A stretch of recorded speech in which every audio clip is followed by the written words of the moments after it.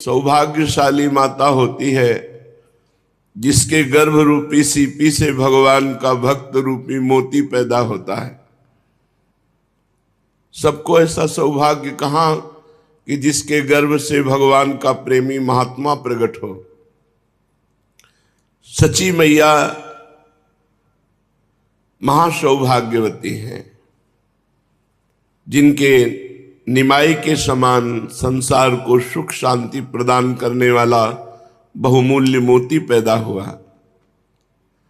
सची माता की समझ में स्वयं नहीं आता था कि बालक कौन है, कैसा है, क्योंकि सभी बातें दिव्य हैं, सभी चेष्टाएं अलौकिक हैं। देखने में तो एक बालक सा प्रतीत होता है, किंतु बातें बड़ी अद्भुत हैं। अच्छे अच्छे समझदार भी सरलता पूर्वक नहीं समझ सकते, ऐसी चेष्टाएं हैं। कभी तो उन्हें भ्रम होता और सोचने लगती कि कहीं ये कोई छद्म वेश बनाए हुए महापुरुष या देवता मेरे यहां जन्मा है। फिर थोड़ी देर में मातृ स्नेह के कारण सब कुछ भूल जाती। एक दिन माता ने देखा कि घर में बड़े जोरों का प्रकाश हो रहा है और बहुत से तेजपूर्ण दिव्य दिव्य पुरुष बालक निमाई की पूजा और स्तुति कर रहे हैं। ये देखकर माता को बड़ा भय मालूम हुआ। वे जल्दी से घर के भीतर गई और वहां जाकर देखा कि निमाई तो सुखपूर्वक शयन कर रहे हैं, कोई नहीं है। ये बात सची देवी ने अपने पति पंडित जगन्नाथ मिश्र से कही। मिश्र जी ने कहा, हम तो पहले से ही जानते हैं कि कोई महापुरुष हमारे घर पधारे हैं। ये बालक नहीं, ये कोई साधारण बालक नहीं है।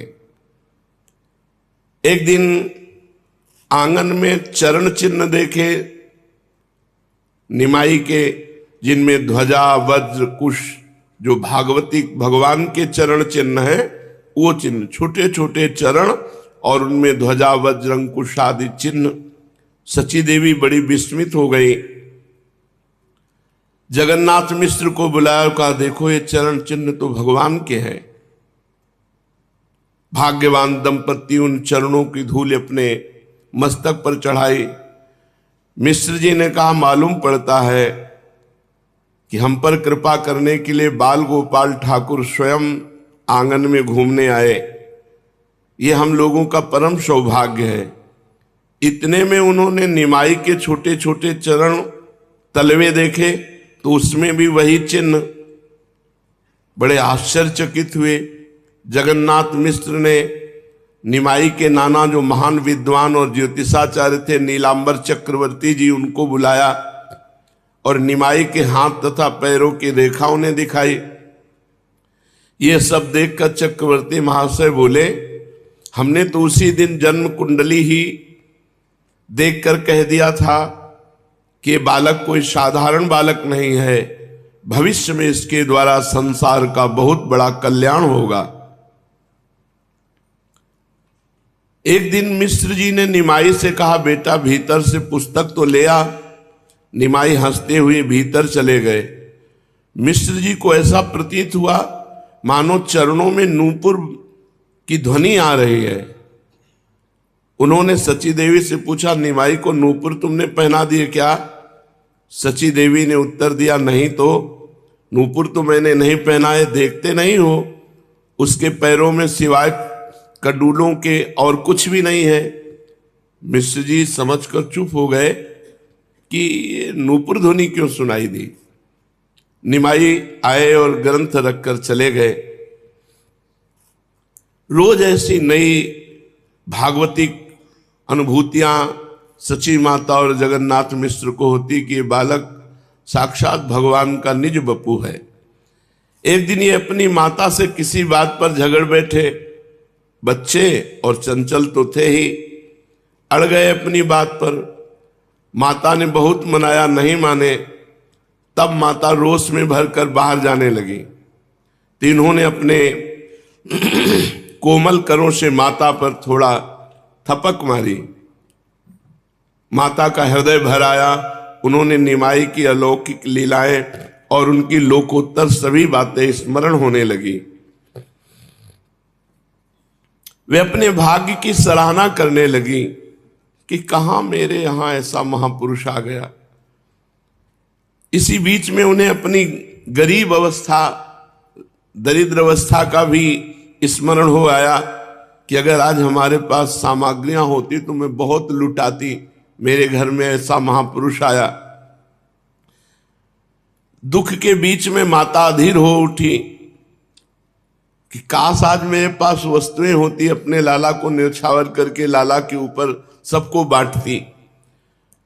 पास पड़ोस की स्त्रियां किसी न किसी बहाने से निमाई के दर्शन करने आती। उन्होंने देखा कि तो मूर्छित पड़ी है, तो पंखा से वायु की। निमाई घबरा गए माता की ऐसी अवस्था देखकर। स्त्रियों से पूछने लगे, मां को क्या हो गया और ये किस प्रकार अच्छी होंगी। उनमें से किसी स्त्री ने कह दिया, यदि इन्हें ताजा नारियल का जल पिलाओ तो अभी ये होश में आ जाएंगे। ये सुनकर छोटे छोटे चरणों से बाहर गए और ताजा नारियल लेकर तुरंत वापस आ गए और नारियल को फोड़कर सची माता को जल पिलाया।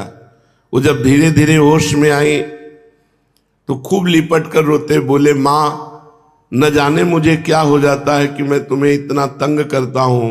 मेरी मां, अब कभी ऐसा काम न करूंगा। पर सब लोग ये सोचते दरवाजे के बाहर से नारियल कहां से ले आए। अलौकिक इच्छा की तुरंत नारियल प्रकट हो गया। एक दिन बाल चपलतावश फिर ये रोने लगे, खूब जोर जोर से रोने लगे। माता पिता ने इन्हें बार बार समझाया, पुचकारा, बहलाया, किंतु ये मानते ही न थे, रो ही रहे थे। अंत में माता ने पूछा, तू चाहता क्या है, क्यों इतना रोता है? मुझे सब बात बता दे, तू जो कहेगा वही चीज तुझे ला दूंगी। आपने रोते रोते कहा, जगदीश और हिरण पंडित के घर जो आज ठाकुर जी के लिए भोग बना है उसे हम लेंगे, उसे हम पाएंगे। ये सुनकर सभी चकित हो गए, पर किसी का साहस नहीं पड़ा कि उनके घर जाकर बिना पूजा किए नैवेद्य को लाकर बालक को दे दे। सभी चुप होकर एक दूसरे के मुख की ओर देखने लगे। निमाई फूट फूट कर और रोने लगे। माता ने बहुत समझाया, बेटा पूजा माई की चीज है, बिना पूजा किए थोड़ी तुम्हें पवा देंगे। जब तक भगवान का भोग नहीं लगता तब तक नहीं खाते, पूजा हो जाने दे, मैं जाकर उनके घर से ला दूंगी। बिना पूजा किए जो बच्चे मिठाई खा लेते हैं उनके कीड़े पड़ जाते हैं दांत में। रो मत, देख तेरे सब साथी तेरी हंसी करेंगे कि अरे निमाई कैसा रोने वाला बच्चा है। माता की इन बातों पर निमाई पर कुछ भी असर नहीं हुआ। वे बराबर रोते ही रहे। किसी ने जाकर उन ब्राह्मणों से बात कह दी। ये दोनों वैष्णव ब्राह्मण पंडित जगन्नाथ मिश्र के पड़ोसी थे और मिश्र जी से बड़ा प्रेम मानते थे। निमाई उनके घर भी जाया आया करता था। इस बात को सुनकर उनके घर के सभी लोगों को बड़ा आश्चर्य हुआ कि निमाई को कैसे पता चला कि हमारे घर नैवेद्य तैयार हो गया है और हम भोग लगाने वाले हैं। कुछ भी हो, बड़ी प्रसन्नता से नैवेद्य लेकर निमाई के पास आए। निमाई ने भगवत भाव में सभी सामग्रियों को थोड़ा थोड़ा पा लिया और फिर रोना शांत किया। माता को इनकी ऐसी चेष्टाओं पर बड़ा दुख होता। वो सोचने लगी इस पर जरूर कोई भूत पिशाच का चक्कर है। माता को तो अपना बच्चा बच्चा ही लगता है, इसलिए उन्होंने देवताओं के नाम से द्रव्य उठाकर रख दिया। बड़ी देवियों की पूजा की, मनौतियां मनाई कि हमारा निमाई ठीक हो जाए, इसमें भूतों का आवेश होता है।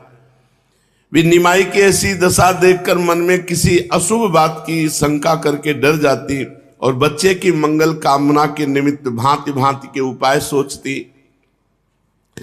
धीरे धीरे निमाई की अवस्था 5 साल के लगभग हुई। पिता ने इनका अक्षरारंभ कराया, लिखने के लिए हाथ में पट्टी और खड़िया दी। भला इन्हें क्या पढ़ना था, ये तो सभी कुछ पढ़े पढ़ाए ही आए थे। पिता को दिखाने के लिए तो कभी ये पट्टी पर कुछ उल्टी सीधे लकीरें करने लगते, किंतु वैसे पढ़ते कुछ भी नहीं।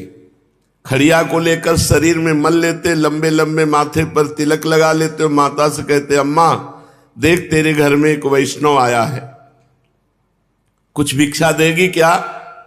माता इनके तिलकों को देखती और हंस पड़ती और गोद में बिठाकर मुख चूमती हुई कहती, बेटा इतना उपद्रव नहीं किया करते, कुछ पढ़ना लिखना भी है।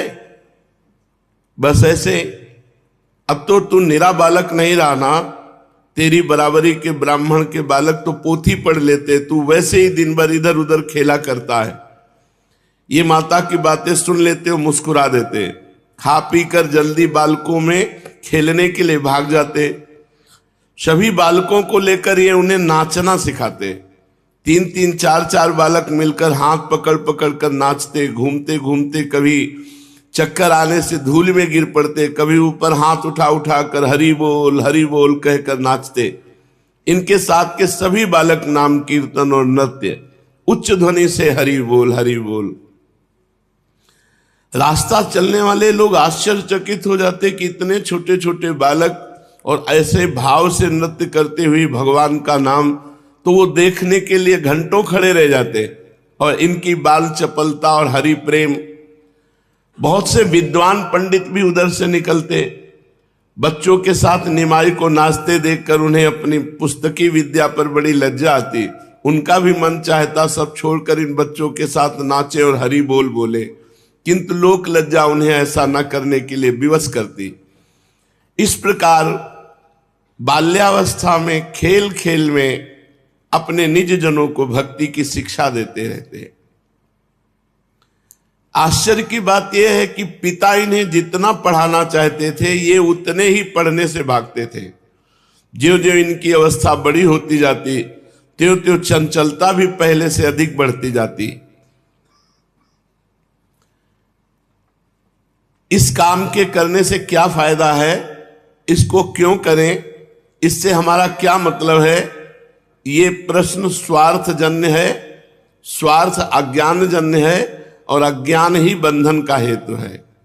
भगवान ने इस सृष्टि को क्यों उत्पन्न किया, ये सभी अज्ञानी जीवों की शंका है, जो बिना मतलब के कुछ करना ही नहीं जानते। इसलिए भगवान व्यासदेव जी ने इसका यही सीधा उत्तर दिया है कि उसका कुछ भी मतलब नहीं। बाल लीलावत है। बच्चों को देखा है, खाली गाड़ी देखकर उस पर बहुत दूर तक चढ़कर चले जाते हैं, फिर उधर से पैदल ही लौट आते हैं। कोई पूछे ऐसा करने से उन्हें क्या लाभ, इसका उत्तर कुछ भी नहीं। लाभ हानि बच्चा नहीं जानते, उनका खेल है। उसके लिए दो चीजें हैं, नहीं या तो लाभ ही लाभ और या तो हानि ही हानि। उनके लिए पवित्र पवित्र लाभ हानि इससे कोई मतलब नहीं। हाँ, ज्यों ज्यों हम लोगों के संसर्ग में रहकर ज्ञान या अज्ञान सीखते जाते हैं, त्यों त्यों मतलब और फायदा की बुद्धि जागृत होती जाती है बच्चों में। उस समय बाल्यावस्था द्वंद्वातीत अवस्था होती है। धीरे धीरे वो जैसे जैसे विवेक बढ़ता है वो लुप्त हो जाती है। वो आनंद जाता रहता है निर्द्वंद वाला। बाल भाव कितना मनोहर है। जब साधारण बालकों के ही विनोद में परम आनंद और उल्लास भरा रहता है, तब दिव्य बालकों की लीलाओं की तो कहना ही क्या। उस समय तो लोग उन्हें नहीं जानते। ज्यों ज्यों उनके जीवन में प्रकाश होने लगता है, त्यों ही त्यों उन पुरानी बातों में भी रस भरता जाता है। निमाई अलौकिक बालक थे। उनकी लीलाएं भी बड़ी मधुर और साधारण बालकों की भांति होने पर भी परम अलौकिक थी। 3-4 वर्ष की अवस्था के बालक की कितनी गूढ़ गूढ़ बातें हो सकती हैं। एक दिन माता ने देखा निमाई एकदम नंग धड़ंग है। फिर इधर उधर से चीर उठाकर लपेट ली, सारे शरीर में धूल लपेट ली और एक घूरे पर अशुद्ध हाड़ियों पर जाकर बैठ गए और हाड़ियों में से कालिख लेकर मुंह और माथे पर काली काली लंबी लंबी रेखाएं खींच ली। शरीर में जगह जगह काली बिंदी लगा ली और एक फूटी हुई हाड़ी को खपड़े से बजा बजा कर गा रहे हैं। सुवर्ण जैसे शरीर पर भस्म के ऊपर काली काली बिंदी बहुत ही भली मालूम होती थी। जो उधर से निकलता वो इन अवधूत को देख करके आनंद हो जाता, वो खड़ा हो जाता। पर निमाई अपने राग में मस्त थे, उन्हें दीन दुनिया का कुछ भी पता नहीं। किसी ने जाकर यह समाचार सची माता को सुनाया। माता दौड़ी दौड़ी आई और दो चार मीठी मीठी प्रेम युक्त कड़ी बातें कहकर डांटने लगी। निमाई तू बहुत बदमाशी करने लगा है, भला ब्राह्मण का बेटा होकर ऐसे अपवित्र स्थान में ऐसे ऐसे बैठना। आपने कहा अम्मा स्थान क्या अपवित्र और क्या पवित्र, स्थान तो सभी एक से हैं। हां, जो स्थान भगवान की पूजा नहीं की जाती, भगवान का नाम उच्चारण नहीं किया जाता, वो अपवित्र है, वहां बैठना ठीक नहीं है। इन हाड़ियों में तो भगवान का प्रसाद बनाया गया है, फिर भला ये हाड़ियां अपवित्र कैसे हो सकती हैं? और मैं नाम कीर्तन कर रहा हूं तो ये जगह अपवित्र कैसे हो सकती है? माता ने डांट कर कहा बहुत ज्ञान मत छांट, जल्दी से उठ और स्नान कर। निमाई भला कब उठने वाले थे, वे तो वहीं डटे रहे। फिर वही अपना राग अलापना शुरू किया, हरि बोल हरि बोल। माता ने जब देखा वो किसी तरह नहीं उठता तो स्वयं जाकर इनका हाथ पकड़कर उठा लाई और घर में आकर इन्हें स्नान कराया और स्वयं स्नान किया। बाल उचित लीलाएं करते, कभी किसी कुत्ते के बच्चे के पूछ पकड़कर उसे वो के करता, फिर उसे गोद में उठा लेते, फिर दूल्हा। ऐसा ठाकुर जी भी करते, कोई बच्चे को ऐसे गोद में, फिर साथ घर लेकर आते, दूध भात खिलाते, दिन भर उसे अपने पास रखते। माता ये देखती बहुत अंदर से दुख होता है। वो यदि उसे घर से भगा देती तो खूब रोते। कभी किसी पक्षी को पकड़ने दौड़ते, जब पकड़ में ना आता तो रोने लगते। कभी गौ के छोटे बच्चे के साथ खेलते और उसके कान में धीरे धीरे न जाने क्या क्या बातें करते।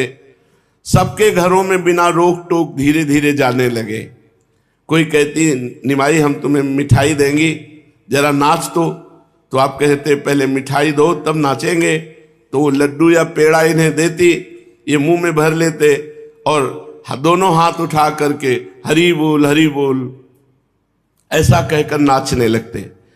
इस प्रकार घर घर जाकर खूब आनंद मचाते और खूब खाने पीने को माताएं देती। स्त्रियां इन्हें बहुत प्यार करती, कोई केला देती, कोई मेवा देती, कोई मिठाई देती।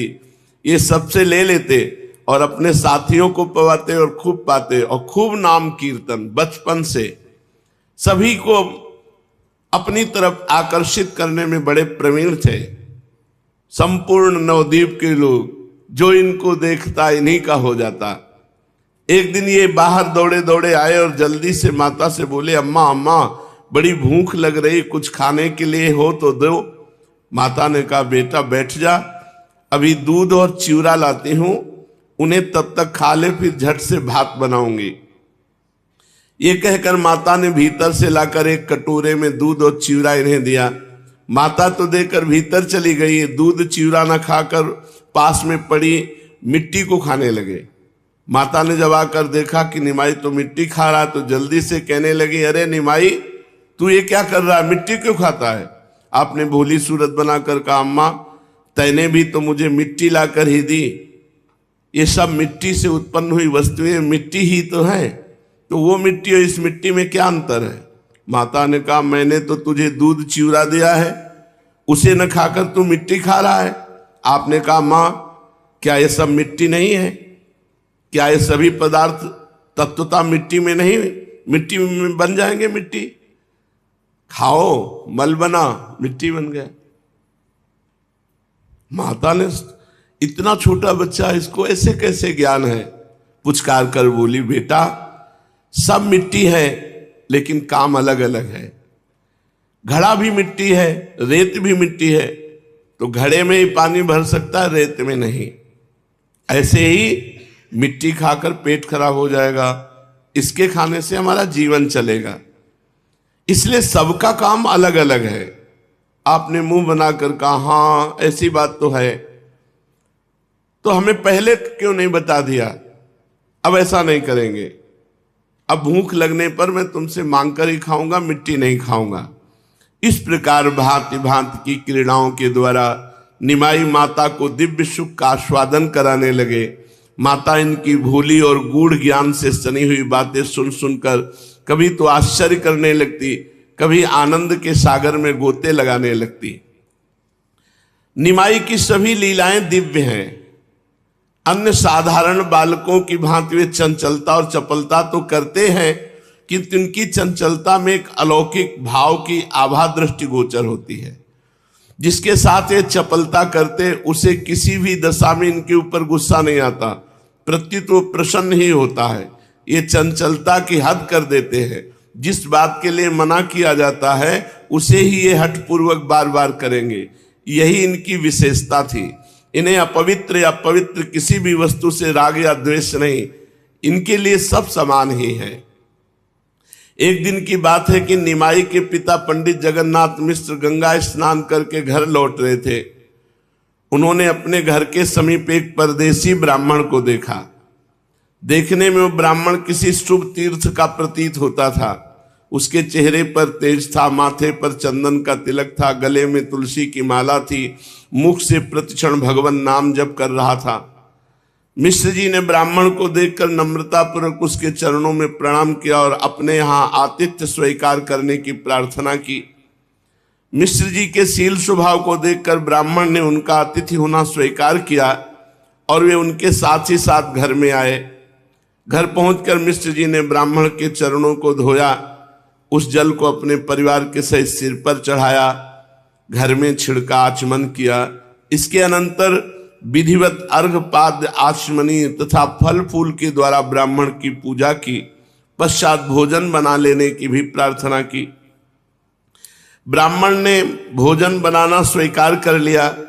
सची देवी ने घर के दूसरी ओर लीप पोत कर ब्राह्मण की रसोई की सभी सामग्री जुटा दी। पैर धोकर ब्राह्मण देव रसोई में गए। दाल बनाई, चावल बनाया, साग बनाया, आलू भूनकर उनका भुर्ता बना लिया। सची देवी ने पापड़ दे दिया, उन्हें भूनकर ब्राह्मण ने को रख दिया। सब सामग्री बन जाने पर ब्राह्मण ने एक बड़ी थाल में चावल निकाले, दाल भी हांडी से निकालकर थाली में रखी, केले के पत्ते पर शाक और भुर्ता रखा, भुने पापड़ रखे और आसन में बैठ गए। सभी पदार्थों में तुलसी पत्र डाले, आचमन करके भगवान का ध्यान करते हुए आवाहन किया। आंखें बंद करके सभी पदार्थों को विष्णु भगवान के अर्पण करने लगे। इतने में घुटनों के बल धीरे धीरे चलते हुए चुपके से निमाई जी आए और सब भोग पाने लगे। ब्राह्मण ने जब कुछ आवाज सुनी तो आंख खोल के देखा तो सामने ये भोग पा रहे हैं। ब्राह्मण एकदम चौंक उठा, जोर से कहने लगा, अरे ये क्या हो गया? इतना ही सुनते निमाई भयभीत की भांति वहां से भागने लगे। मिश्र जी दौड़े, हाय हाय इसने सब रसोई अपवित्र कर दी। कोलाहल सुनकर सची देवी भी वहां आ गई। मिश्र जी बालक निमाई को मारने के लिए दौड़े। निमाई जल्दी से जाकर माता के गोद में लिपट गए। इतने में ब्राह्मण आ गए। उन्होंने मिश्र जी को पकड़ लिया और बड़े प्रेम से कहने लगे, आप तो पंडित हैं, सब जानते हैं, भला बच्चे को चौके चूल्हे का क्या ज्ञान। इसके ऊपर आप गुस्सा न करें, भोजन की बात है, थोड़ा चना चरवण खाकर जल पी लेते हैं। सभी को बड़ा दुख हुआ। आसपास के दो चार और ब्राह्मण आ गए। सभी ने मिलकर ब्राह्मण से फिर प्रार्थना की। सभी की बात को ब्राह्मण टाल न सके। अब दूसरी बार फिर रसोई पवित्र की गई, सब सामग्री रखी गई और वो बनाने के लिए राजी हो गए। सची देवी ने जल्दी से चौका लगाया। ब्राह्मण देवता, बड़ी पवित्रता होती थी पहले, पुनः स्नान किए, कपड़ा बदले और फिर रसोई बनाई। 4-5 बज गए। सची देवी ने निमाई को पल भर के लिए भी इधर उधर नहीं जाने दिया। संयोग की बात, वो किसी काम से थोड़ी देर के लिए भीतर गई और ब्राह्मण रसोई तैयार करके भोग अर्पण कर रहे थे। आंखें बंद कर ध्यान कर रहे थे। खटपट सुनाई दी तो आंख खोलकर देखा तो फिर दाल भात। निमाई पंडित, अब तो उसके हृदय में और खा ही नहीं रहे, खा भी रहे और अपने शरीर में भी लगा रहे, दाल भात सब ऐसे। भीतर से सची माता आयो, देखा अरे गड़बड़ हो गया। इतना पवित्र तपस्वी ब्राह्मण 2 बार तो रसोई बना चुका है। दाल से समय निमाई को देखकर हाय हाय करने लगी। मिश्र जी भी आ गए। अब वे अपने गुस्से को न रोक सके, जोर से निमाई का हाथ पकड़ लिया और तमाचा मारने को हुए तो ब्राह्मण ने दोनों हाथ पकड़कर विनती करके कहा कि आपको हमारी कसम है, अगर बच्चे पर हाथ उठावें। भला अबोध बालक को क्या पता, रहने दीजिए, आज मेरे भाग्य में आपके यहाँ का भोजन नहीं बधा है। निमाई डरे हुए माता की गोदी में चुपचाप चिपके हुए थे और बीच बीच में पिताजी की ओर देख लेते थे डरते हुए कि उनका गुस्सा शांत हुआ कि नहीं। माता को उनकी डरी हुई भोली भाली सूरत पर बड़ी दया आ रही थी, इसलिए वे कुछ भी न कहकर चुपचाप उन्हें गोद में लिए खड़ी थी। ब्राह्मण के आने के पूर्व ही विश्वरूप भोजन करके पाठशाला में पढ़ने के लिए चले गए थे। विश्वरूप बड़े भाई है। उसी समय वो लौट आए। आकर उन्होंने अतिथि ब्राह्मण के चरणों को स्पर्श करके प्रणाम किया और चुपचाप एक ओर खड़े हो गए। ये बड़े शांत गंभीर। महाप्रभु चैतन्य देव वैसे ही चंचल। उनके सौंदर्य तेज और मिश्र जी से पूछा ब्राह्मण, ये तेजस्वी देव कुमार ब्राह्मण बालक किसका है? मिश्र जी ने कहा आपका ही है। ब्राह्मण एकटक देखते रह गए। विश्वरूप के तेज को देखकर के प्रभावित हो गए और धीरे धीरे विश्वरूप को सब बातें पता चली कि ब्राह्मण 2 बार रसोई बनाए, ऐसा ऐसा। तब विश्वरूप जी ने हाथ जोड़कर ब्राह्मण देवता से कहा, महाराज अब की बार मैं पकड़ कर रखूंगा और मेरे आग्रह से भोजन बना लो। मैं पूरी जिम्मेवारी लेता हूं, अब की बारी आपकी रसोई में भी नहीं घुसेगा, किसी प्रकार का विघ्न नहीं होगा। ब्राह्मण ने प्रेम से विश्वरूप को पुचकारते हुए कहा, भैया तुम मेरी तनिक चिंता न करो, मेरे कुछ एक ही दिन की बात थोड़ी है, मैं तो सदा घूमता रहता हूं, कई कई दिन भोजन नहीं मिलता है, मेरा तो अभ्यास है। कभी कभी तो महीनों बन के कंदमूल फलों पर ही रहना पड़ता है, बहुत दिनों चना चरवण पर गुजर जाता है, कई दिन कुछ नहीं मिलता उपवास करने, ये भ्रमण में ऐसा होता है। इसलिए मुझको तो इसका अभ्यास है। तुम्हारे यहाँ कुछ मीठा हो या चना चरवण हो मुझे दे दो, जल पी करके उसी को मैं रह जाऊंगा, फिर कल देख लूंगा। विश्वरूप जी बड़ी नम्रता से दीनता प्रकट करते हुए कहा, महाराज ये तो हम आपके स्वभाव से ही जानते हैं कि आपको स्वयं किसी बात की इच्छा नहीं, किंतु आपके भोजन करने से ही हम सबको संतोष होगा। मेरे पूज्य पिताजी तथा माताजी बहुत ही दुखी हैं, इनका साहस ही नहीं हो रहा कि आपसे पुनः प्रार्थना करें। इन सबको भी संतोष हो सकेगा जब आप स्वयं बनाकर फिर भोजन करें, अपने लिए नहीं किंतु हमारी प्रसन्नता के निमित्त आप भोजन बनावें। अच्छा, ऐसा भी नहीं कि मिश्र जी हैं इन्हीं के हाथ का बनना है, स्वपाकी अपने हाथ से बना के, बड़े तपस्वी होते थे ब्राह्मण जन। विश्वरूप जी ने जब बड़े प्रेम से ऐसा विनय भरी बात कही तो ब्राह्मण कुछ भी न कह सके। उन्होंने पुनः भोजन बनाना आरंभ किया। तीसरी बार अब की निमाई को रस्सी से बांध दिया गया कि बहुत चंचल है, जब तक ब्राह्मण भोजन न पा जाए तब तक। और विश्वरूप उनके पास रस्सी से बांध दिया कि भूल से भी इधर उधर नेत्र विश्वरूप के हो जाए तो चले जाएंगे, तो रस्सी से बांध दिया, जैसे यशोदा मैया ने उखल में बांध दिया था भगवान श्री कृष्ण को। अब ब्राह्मण को भोजन बनाते बनाते रात्रि हो गई, शाम के शुरू किया था। दैव गति से सब थके हुए दिन भर के थे, तो किस मैया को, जगन्नाथ मिश्र को नींद आ गई। ब्राह्मण देव भोजन बनाकर जो ही आंख मूंद कर भगवान का ध्यान किया तो साक्षात चतुर्भुज भगवान उनके सामने उपस्थित हो गए और देखते देखते 4 भुजाओं की जगह 8 भुजाएं दृष्टिगोचर होने लगी। 4 भुजाओं में शंख चक्र गदा और पद्म विराजमान, एक हाथ में माखन दूसरे से खा रहे हैं और 2 हाथों से मुरली बजा रहे हैं, ऐसा 8 भुजा रूप। और भगवान हंसते हुए कहा, तू मुझे बुलाता है, मैं निमाई के रूप में तेरे पास आता हूं, तू मुझे पहचान नहीं पाता? अरे मैं तेरे ऊपर बहुत प्रसन्न हूं, इसलिए कृपा करने के लिए निमाई के रूप में मैं आता हूं। तुम मुझसे अपना अभीष्ट वर मांगो।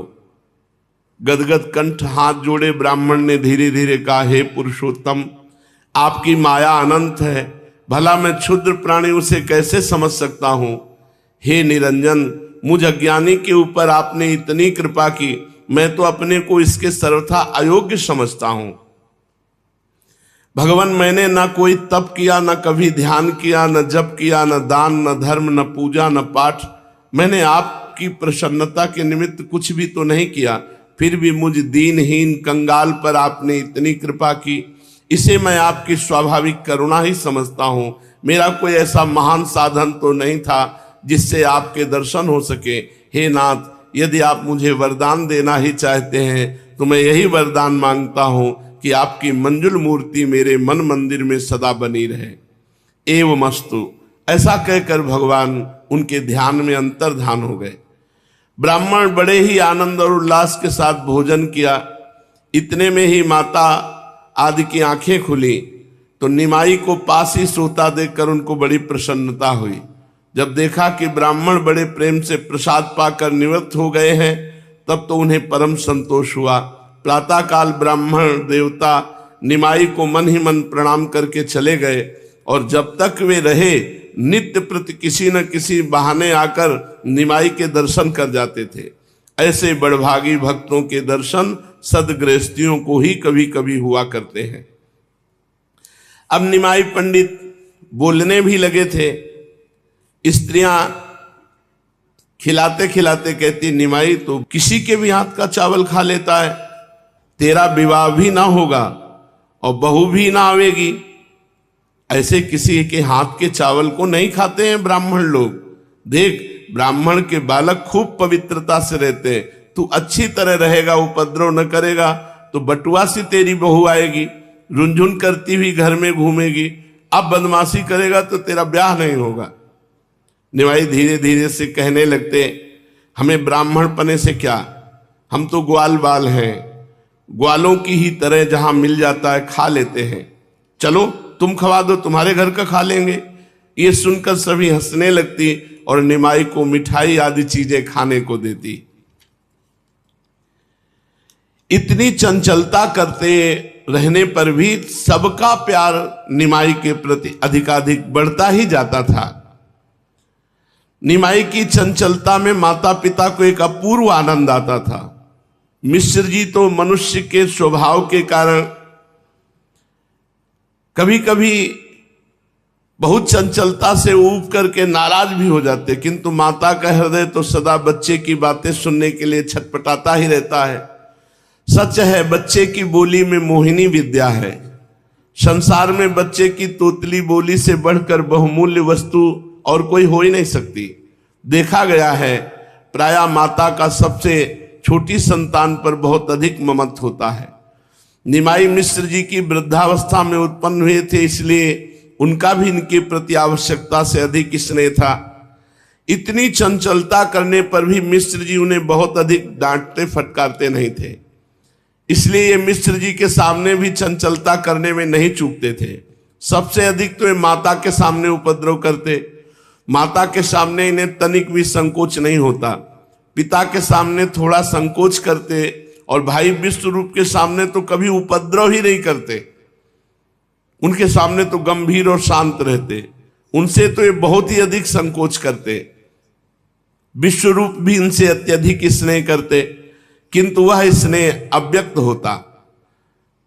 प्रायः वो अपने प्रेम को लोगों के सामने प्रकट नहीं करते थे। निमाई भी ऐसे ही उनका मन बहुत आदर करते थे। उनके आते ही भोले भाले बालक की तरह चुपचाप उनके पास बैठ जाते या बाहर उठकर चले जाते। अब ये पिताजी के साथ गंगा स्नान करने को भी जाने लगे। विश्वरूप सबकी धोती तेल और भींगे आंवले लेकर आगे आगे चलते और मिश्र जी उनके पीछे होते। निमाई कभी तो पिताजी की उंगली पकड़कर चलते, कभी भाई का वस्त्र पकड़े हुए चलते। रास्ते में चलते हुए इधर उधर देखते जाते। पिताजी से भांति भांति की ऊट पटांग प्रश्न भी करते जाते। मिश्र जी किसी का तो उत्तर दे देते और किसी का टाल देते। कभी कभी आप दोनों से अलग होकर चलने लगते। इस पर विश्वरूप इन्हें बुलाकर झट से गोद में ले लेते। गंगा स्नान करके मिश्र जी तथा विश्वरूप ये संध्या वंदन करते। ये भी बैठकर उन्हीं की तरह करते। जैसे वो लोग जल छिड़कते तो ये भी जल छिड़कते, वो आचमन करते तो ये भी आचमन करते, वो सूर्य अर्घ देते खड़े होकर तो ये भी सूर्य अर्घ देते। कभी कभी तेल लगाकर स्नान करने के अनंतर फिर बालू में लौट जाते। पिता फिर से इन्हें स्नान कराते। घर में आकर ये सब बातें अपनी माता से कहते। स्त्रियां पूछती, बेटा निमाई तुमने संध्या की? तब आप पद्मासन लगाकर बैठ जाते और आंखें बंद करके धीरे धीरे ओठ हिलाने लगते और नाक बंद करके प्राणायाम का अभिनय करते। जब ये छोटे छोटे हाथों को उठाकर सूर्य की ओर टकटकी लगाकर उपस्थान का ढंग दिखाते तब स्त्रियां हंसने लगती। इसी प्रकार ये जिसकी भी किसी की भी नकल करते। बड़ा चांचल्य, बड़ा हंसी आनंद। एक दिन मिश्र जी के साथ ये गंगा स्नान करने गए। स्नान करने के अनंतर मिश्र जी प्रायः पास के भगवान के मंदिर में दर्शन करने जाया करते थे। ये भी शाम के समय कभी कभी बालकों के साथ उसमें आरती देखने और प्रसाद लेने चले जाते थे। आज दोपहर को भी ये मिश्र जी के साथ मंदिर में चले गए। मिश्र जी ने जिस प्रकार साष्टांग प्रणाम किया उसी प्रकार इन्होंने भी किया। उन्होंने प्रदक्षिणा की, तब ये भी प्रदक्षिणा करने लगे। पिताजी को हाथ बांधे देकर इन्होंने भी हाथ जोड़ लिया और इधर उधर देखते भालते हाथ जोड़े जगन मोहन में बैठ गए। पुजारी जी ने मिश्र जी को चम्मच में थोड़ा केसर कपूर मिश्रित प्रसादी चंदन दिया। इनका ध्यान तो उस तरफ था ही नहीं। ये तो ना जाने किस चीज को देख रहे थे। पुजारी जी ने थोड़ा सा चंदन इन्हें भी दिया। इन्होंने कुछ खाने की चीज पंचामृत आज समझकर हाथ फैलाया और चंदन को ग्रहण किया और चट से उसे पा लिया। पुजारी जी और मिश्र जी देखकर हंसने लगे। कड़ुआ लगने से ये वहीं थू थू करने लगे, कैसा प्रसाद है, और गुस्सा दिखाते हुए बोले, कड़ुआ कड़ुआ प्रसाद पुजारी जी ने जाने आज कहां से दे दिया। मिश्र जी ने हंसते कहा, यह प्रसाद नहीं है, प्रसादी चंदन है, इसे लगाना चाहिए, खाना नहीं चाहिए। इसे मस्तक पर लगाते। आपने मुंह बना के कहा तो हमें पहले क्यों नहीं बताया कि इसे मस्तक पर लगाना चाहिए। पुजारी जी ने जल्दी से इन्हें एक पेड़ा दिया। फिर ये पाकर खुश हो गए। घर आकर माता जी से इन्होंने सभी बातें कही। अब धीरे धीरे और बड़े हो गए। अकेले गंगा जी पर चले जाते और वहां घंटों नाम कीर्तन करते। बच्चों के साथ एकत्रित होकर नाम कीर्तन करते और 2-2, 3-3 बार गंगा स्नान करते। कभी कभी बालू के लड्डू बना बना कर अपने साथ के लड़कों को मारते, खेलते। गंगा जी में पत्र पुष्प निकाल निकाल कर उनमें से बालू में बाग बनाते और नाना प्रकार की बाल लीलाएं करते। मिश्र जी ने बहुत समझाते कि बेटा पढ़ना लिखना चाहिए, किंतु ये उनकी बातों पर ध्यान ही न देते। दिन भर बालकों के साथ खेला ही करते। एक दिन मिश्र जी को इन पर बड़ा गुस्सा आया। ये इन्हें पीटने के लिए गंगा किनारे गए। सची देवी जी ने देखा मिश्र जी को बहुत क्रोध है, वे भी गंगा किनारे उनके पीछे पीछे चल दी। वहां ये बच्चों के साथ खूब उपद्रव कर रहे थे। मिश्र जी तो गुस्से में भरे हुए थे। इन्हें उपद्रव करते देखकर वे आपे से बाहर हो गए। इन्हें पकड़ने के लिए दौड़े। ये बड़े चालाक थे। पिता को गुस्से में अपनी ओर आते देखकर ये खूब जोर से घर की तरफ भागे। रास्ते में माता मिल गई, झट से उनसे जाकर लिपट गए। माता ने गोद में उठाकर छुपा लिया। माता कहती थी, तू बहुत उपद्रव करता है, किसी की बात नहीं मानता, आज तेरे पिता तुझे खूब पीटेंगे। इतने में मिश्र जी आ गए और वे बाह पकड़कर इन्हें सची देवी की गोद में से खींचने लगे। माता चुपचाप खड़ी थी। इसी बीच और भी 10-5 आदमी इधर उधर से आ गए। सभी मिश्र जी को समझाने लगे, अरे बच्चा है, समझता नहीं है, धीरे धीरे पढ़ने लगेगा। आप पंडित होकर भी बच्चे पर इतना गुस्सा करते हो, नहीं करना चाहिए। सब लोगों के समझाने पर मिश्र जी का गुस्सा शांत हुआ। पीछे उन्हें अपने ऊपर पश्चाताप भी हुआ कि इतना क्रोध नहीं करना चाहिए। उसी दिन रात्रि को स्वप्न में एक महापुरुष प्रकट हुए और जगन्नाथ मिश्र महाप्रभु चैतन्य देव के पिताजी को स्वप्न में कहा कि आप अपने इस पुत्र को साधारण पुरुष ही समझ रहे हैं। ये अलौकिक महापुरुष है, इसे पीटना नहीं, गुस्सा मत किया करो। ये ठीक नहीं जैसे आप अपने बच्चे के साथ व्यवहार करते हैं, क्योंकि महापुरुष है आपका बच्चा। स्वप्न में मिश्र जी ने उत्तर दिया कि देखो, ये चाहे महापुरुष हो या साधारण पुरुष हो, जब ये हमारे यहां पुत्र रूप में प्रकट हुए तो हम इनकी भत्सना करेंगे और इनके थप्पड़ भी मारेंगे। ये हमें अधिकार दिया है। जब हमारे पुत्र रूप में प्रकट हुए तो हम इनको डांटेंगे भी, इनको पीटेंगे भी। ये हमारा धर्म है, पुत्र को शिक्षा देना। इसलिए शिक्षा देने के निमित्त हम ऐसा जरूर करेंगे। दिव्य पुरुष ने कहा, इन्हें कुछ सीखना नहीं है, ये सब सीखे सिखाए महापुरुष हैं। इन्हें कुछ पढ़ना नहीं है, सब शास्त्र इनके कंठ में विराजमान है। आप इन्हें व्यर्थ में परेशान मत किया करें। इस पर इन्होंने कहा, पिता का तो यही धर्म है कि वो अपने पुत्र को सदा शिक्षा ही देता रहे, फिर चाहे पुत्र कितना ही गुणी तथा शास्त्रज्ञ क्यों न हो। मैं अपने धर्म का पालन अवश्य करूंगा और आवश्यकता होने पर इनको दंड भी दूंगा। महापुरुष मुस्कुरा दिए और अंतर्धान हो गए। प्रातःकाल ये इस बात पर सोचते रहे, कालांतर में इस बात को भूल गए। इनकी अवस्था ज्यों ज्यों बढ़ती गई, त्यों त्यों महाप्रभु चैतन्य देव की त्यों त्यों इनकी कांति और दिव्य प्रतीत होने लगे। शरीर से हृष्टपुष्ट, सभी अंग सुगठित, मनोहर। शरीर में इतना बल था कि वे 4-4, 5-5 लड़के मिलकर भी इन्हें पराजित नहीं कर सकते थे। पर इनके चेहरे से चंचलता सदा छिटकती रहती। जो भी इन्हें देखता वो खुश हो जाता और सचेष्ट भी। कहीं हमसे भी कोई ये चंचलता न कर बैठे, ऐसे सचेष्ट हो जाता। रास्ते में सीधे चलना तो जानते ही नहीं थे, कूद कूद कर चलना जानते थे। चैतन्य महाप्रभु जब रास्ते में चले, कूद कूद कर आनंद मगन। सीढ़ियों से गंगा जी में उतरना हो तो सदा 1-2 सीढ़ी छोड़कर ही कूदते कूदते उतरे। रास्ते में 2-4 लड़कों को खेलते देखकर ये किसी दूसरे को उनके ऊपर ऐसे ढकेल देते और जोर से हंसने लगते। गंगा किनारे पर छोटी छोटी कन्याएं पूजा सामग्री लेकर देवी तथा गंगा जी की पूजा करने जाती। आप उनके पास पहुंच जाते हो, कहते सब नैवेद्य हमें चढ़ाओ, तुम्हें मनोवांछित वर मिलेगा। छोटी छोटी कन्याएं इनकी बातें सुनकर मुस्कुरा देती और ये कहते जरूर मुझे खवाओ कुछ। तो जो मिठाई पूजा के लिए लाती वो इन्हें दे देती। तो ये वरदान देते, जाओ तुम्हें खूब रूपवान सुंदर पति मिलेगा।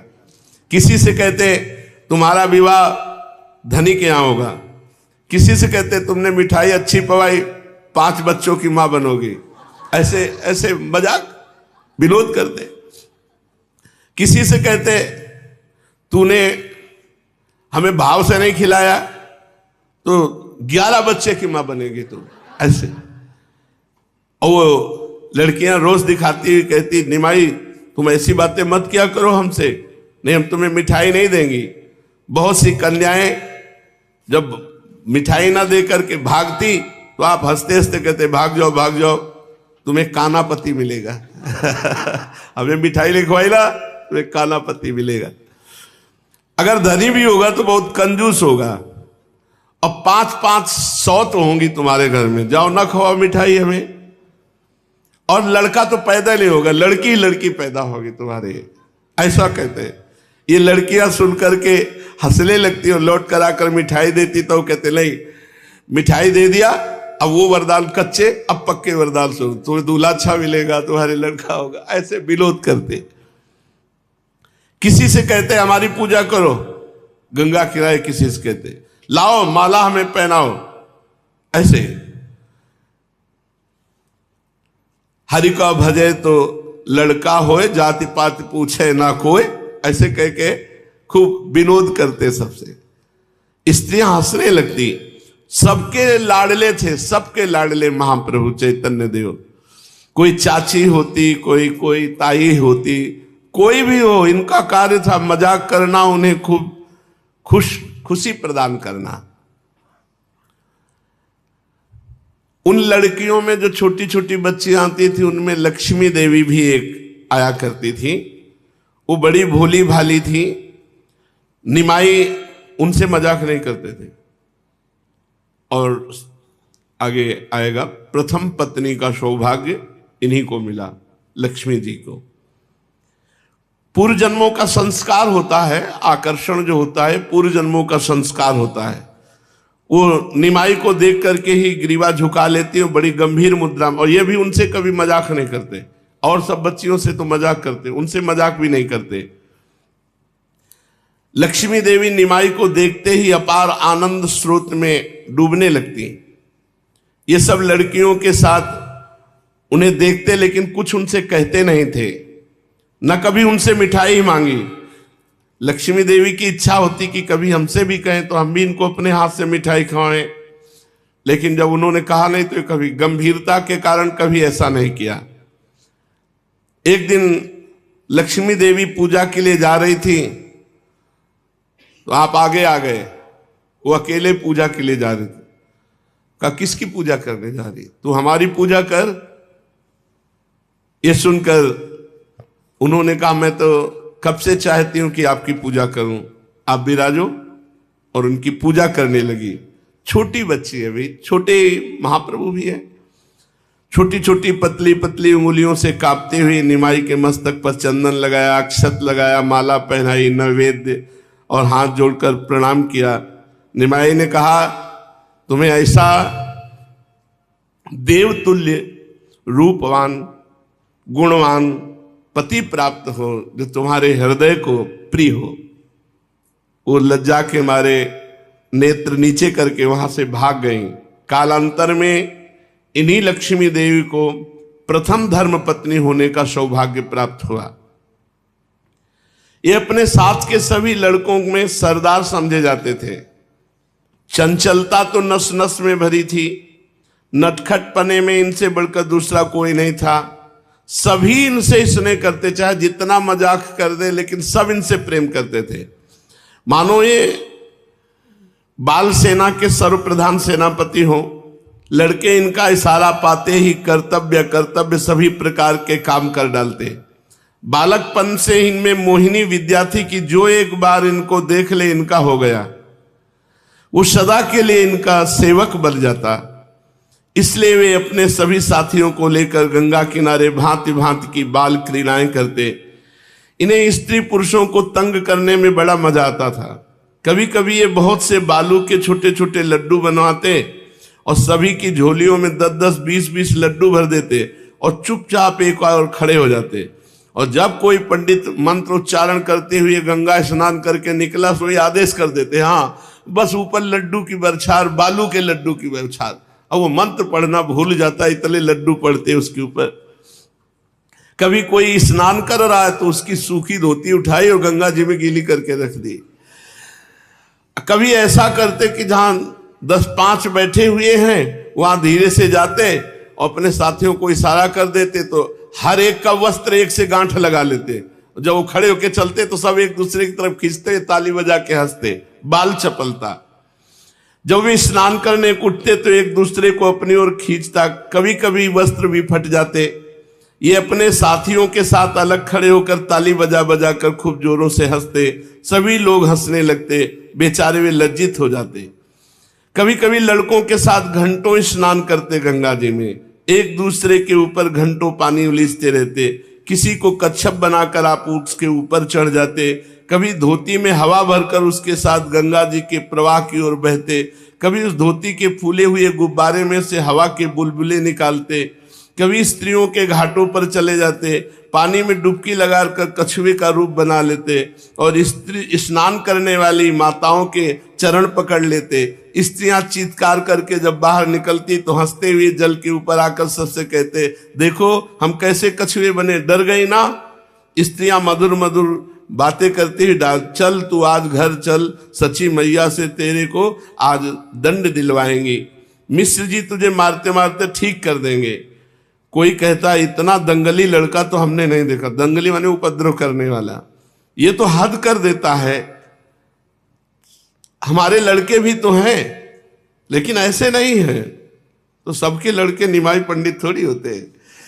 वे हमारी बातें मानते हैं, कोई कहती न जाने इस छोकरे में क्या जादू है कि उपद्रव इतना करता है फिर भी गुस्सा नहीं आता, बहुत प्यारा लगता है।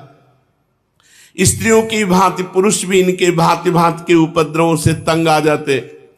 देखो बाल अवस्था जैसे भगवान श्री कृष्ण की, गोपियां दूध दूहने के लिए जाने के समय जो होता था उसके पहले ही बछड़े छोड़कर सब गाय दूध पी गए, बछड़े गायों का, वो गई तो वहां देखा तो सब एक से कभी बछड़ों की पूंछ पकड़ लेते, उन्हीं के साथ दौड़ते। जैसे भगवान की बाल लीलाएं ऐसे महाप्रभु चैतन्य देव की।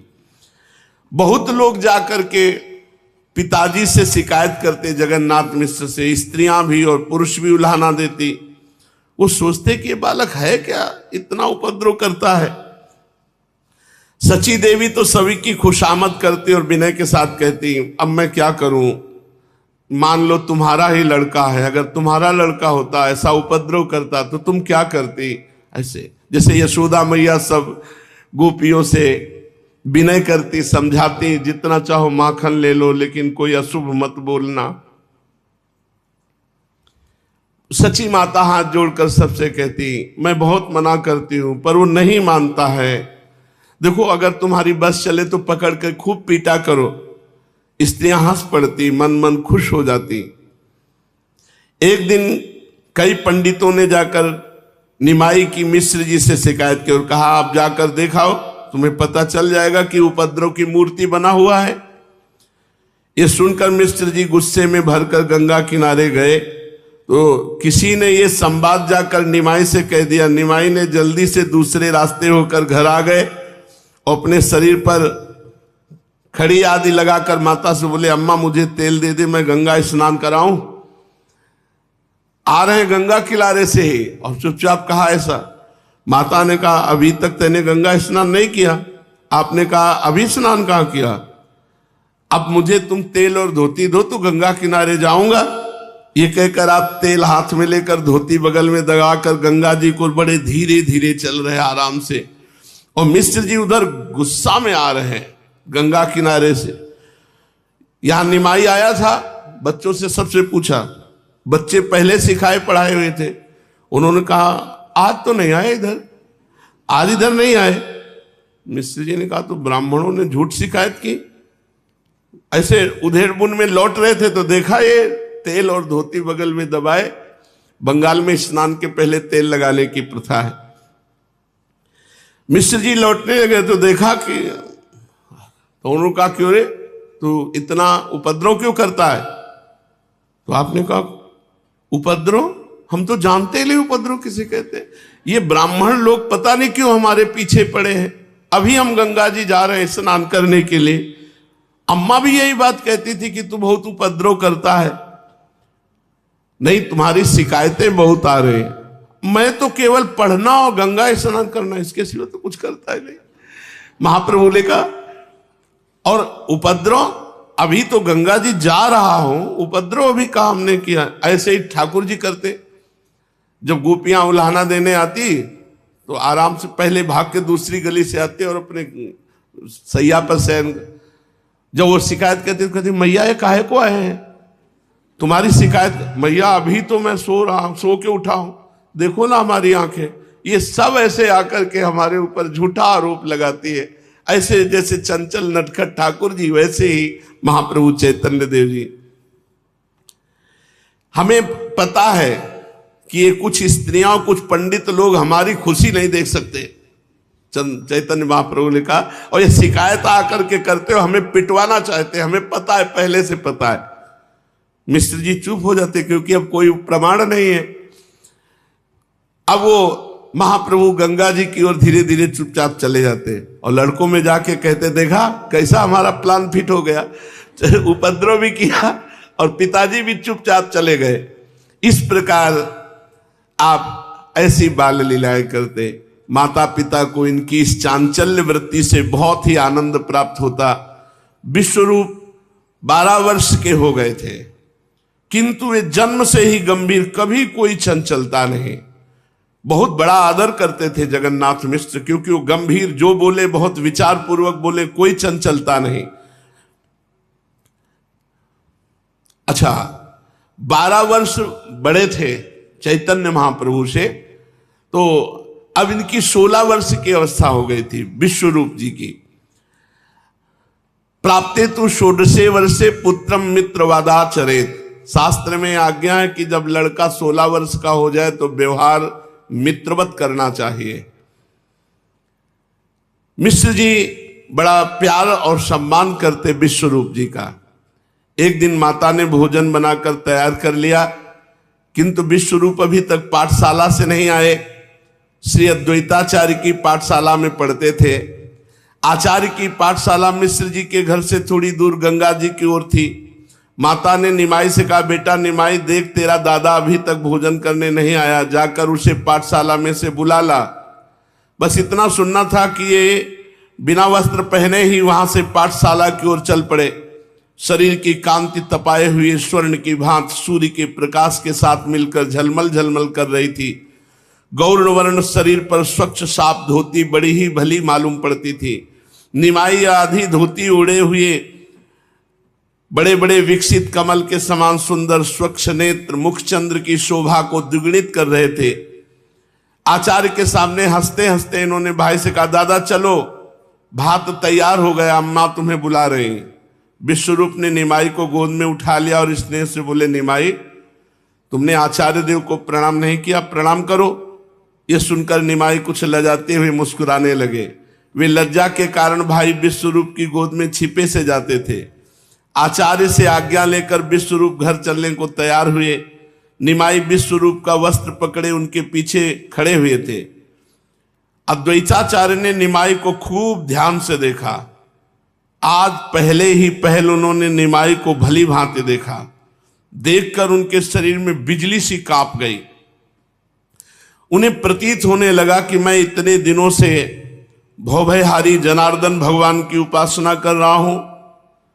वे ही जनार्दन साकार रूप धारण कर इस बालक के रूप में मुझे अभय प्रदान करने आए हैं। उन्होंने मन ही मन निमाई के चरणों में प्रणाम किया और अपने भाव को दबाते हुए कहा, विश्वरूप ये तुम्हारा भाई है? विश्वरूप ने नम्रतापूर्वक कहा, हाँ आचार्य देव, ये मेरा छोटा अनुज है, बड़ा चंचल है। आपके सामने ऐसे चुपचाप भोले बालक की भांति खड़ा है। आप इसे गंगा किनारे या घर में देखें तो पता चलेगा कितना कौतुकी है। संसार को उलट पलट कर डालता है। माता तो इसे तंग हो गई है इससे।